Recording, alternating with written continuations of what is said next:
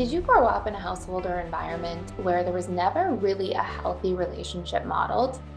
Maybe you saw lots of dismissiveness and disconnection in the household, or perhaps you saw a lot of fighting and chaos growing up. Perhaps your parents just weren't really around because they were so busy with their work commitments, and you just were left feeling like, what does a healthy relationship look and feel like? And guess what? A lot of the modeling we get with these grandiose gestures and lack of healthy communication in romantic comedies or Disney movies is not what a healthy relationship looks like. So in today's video, we are going to cover what a secure relationship looks like between two people.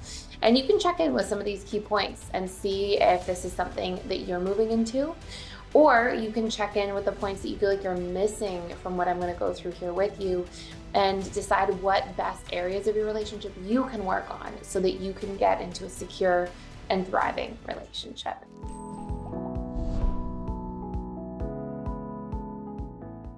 So first and foremost, we're going to cover 5 really important characteristics for what a healthy interdependent relationship should look like. And the first characteristic may surprise you as well as the last one. The first characteristic is respect for individuality and actual connection over differences. What I've often found, especially working with so many clients over the years, is that when we take two people who have a lot of differences, they don't have all the exact same interests, they don't see the world through the exact same perspective, that's actually something that tends to drive connection over time rather than ruin it, as long as we're approaching these things in a healthy way. In fact, if you take two people and they're too similar, I've often found that those relationships statistically are less likely to succeed over time. So you've probably heard of trait variety, right? This idea that if somebody, for example, it's an actual biological driver, if somebody really smart, for example, pairs up with somebody really strong, years and years and years ago when we're out trying to survive, we have a better chance at survival. And it's part of where you hear the term opposites attract. We are actually biologically wired to be attracted to people who have differences. And this drives growth because we learn to see things from new perspectives.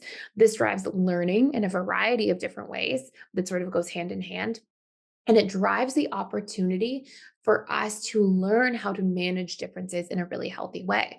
And so one half of interdependence, interdependence isn't just like, I'm going to rely on you all the time and you rely on me all the time.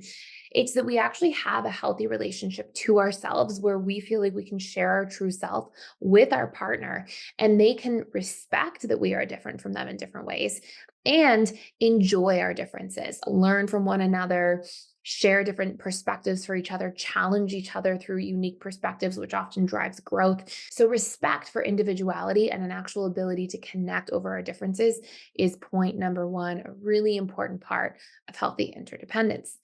Number two, appreciation for similarities and connection over this. It is not one or the other, it's both. And I think sometimes when we think of like having similarities or differences, we kind of view them through this very strong lens of polarity. We think of it as like, similarities or differences. It can't be both. But the reality is, in human relationships, as human beings, we're very complex.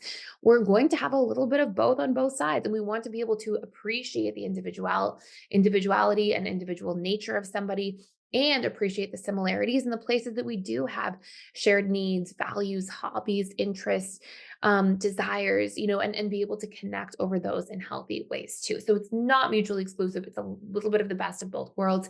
And the way I like to think of healthy interdependence overall, to be quite honest, is it's like I can have a relationship where I know how to self soothe. I can rely on myself. And I know myself well enough to be able to share what I need from you if I need to lean on you or rely on you. And so we have really the ability to kind of master both sides, the relationship to ourselves and our vulnerable sharing of our truth in our relationships to others. Point number three, healthy communication. This is a huge part of healthy, secure, interdependent relationships. And what I mean about healthy communication is that we want to be able to validate each other's needs. We want to be able to validate each other's emotional perspectives, right? If somebody comes to you and says, hey, yesterday in front of my family, when you made that comment, it actually landed with me in a painful way. It didn't feel good for me. We want to be able to say, okay, I see that. I'm sorry I didn't notice that at the time. Thank you for sharing that with me. I'm going to make an effort to do it, not to not do it again. I might not be perfect, but I'm going to make an effort to pour into this relationship. in this way and to really learn from what you're sharing with me. So, through communication, we're looking for vulnerability in there. We're looking for the ability to validate each other's feelings and needs and perspectives. And if we can communicate this way, this really hits point number three home. Okay, so far we have respect for individuality and connection over our differences, but also connection over our similarities and appreciation of those things, healthy communication with those different subparts that we talked about. I will say before I give you the last two here, if you want to do a much deeper dive into this whole topic of like what a secure relationship looks like, in particular, if you just didn't have a lot of healthy modeling for a secure relationship growing up, I have a course called The 12 Key Pillars of a Secure Relationship. It talks about not just what those pillars are, but how to create them in your own relationships if they are things that are foreign to you or you're not used to, how to recondition them, how to ask for these things in partnerships with other people if somebody's not being able to give those to you. So I'll put the link. You can actually check that out fully for free for a limited time, just for 7 days. I'll put that below. Feel free to check it out, and it will give you access to that course, the 12 key pillars of a secure relationship. Number four, mutual consideration and support. Healthy relationships, healthy interdependent relationships are not about competition. They are not about comparison to each other. They are not about who has the upper hand or who's winning the power struggle. If you are somebody who's operating in that way, it's okay. It comes from trauma, it comes from woundedness. It's not your fault, but it is your responsibility. And I cannot stress enough on this point that relationships will never feel like a safe place to land. And a healthy place to open up if you're always doing relationships through the lens of like who has the upper hand, who's winning the power struggle. A healthy interdependent relationship isn't about that competition. It's not about playing games. It's not about who's winning, who likes each other more. In fact, a really long lasting relationship will have sort of ebbs and flows of each other investing more at different periods of time. You may find that for the first year, one person's investing more. And, by just a little bit, you want it close to as balanced as possible, but maybe 60-40. And then maybe the following year, the other person's really busy and overwhelmed and has a lot going on. And that dynamic shifts a little bit. It's healthy for that to happen, but it's not about tracking it. It's not about comparing. It's about this mutual support. It's about both parties trying to learn from each other about what each other needs, is looking for, wants, and support each other in those things. And so that there can be this safe space. This is part of what secure relationships are about, having this safe space to actually share, communicate, open up, lean on each other, be vulnerable, say, hey, I had a hard day at work today. I'm not feeling so great. Can I bounce some ideas around with you? Will you talk to me? Having to build that is so beautiful. And if we don't know how to get there, it's something so, so, so worth learning and practicing. And it happens through, we'll talk about it in the 12 key pillars of a secure relationship course, but it happens through vulnerability, acceptance, openness, but also communication, right? It's not that you're supposed to just be vulnerable and open and get walked all over. It's that you have that, but you also have the ability to set a boundary if you don't like a behavior, speak up about a need if something's not being met, and feel confident to do that. So it's this nice harmony of having sort of both sides of the equation there. Just a quick reminder that we are offering a 90-day attachment bootcamp.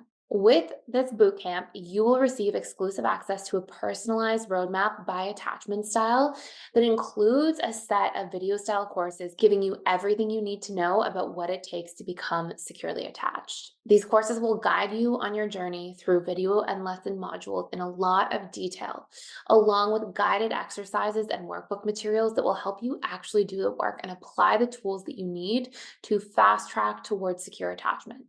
You'll also receive access to our daily live webinars where you can ask questions one-to-one with myself and our other trained facilitators, as well as study groups, peer support groups, and access to a private community full of individuals who really care about personal growth, relationships, and emotional connection. This is all a part of the 90-day bootcamp, and I will link the description in the box down below if you want to check it out. And number five, that brings me to healthy boundaries themselves, right? If somebody's doing something that doesn't feel good, you have a duty to yourself in an interdependent relationship because it involves yourself in the relationship to say, hey, it's not okay with me when you do that.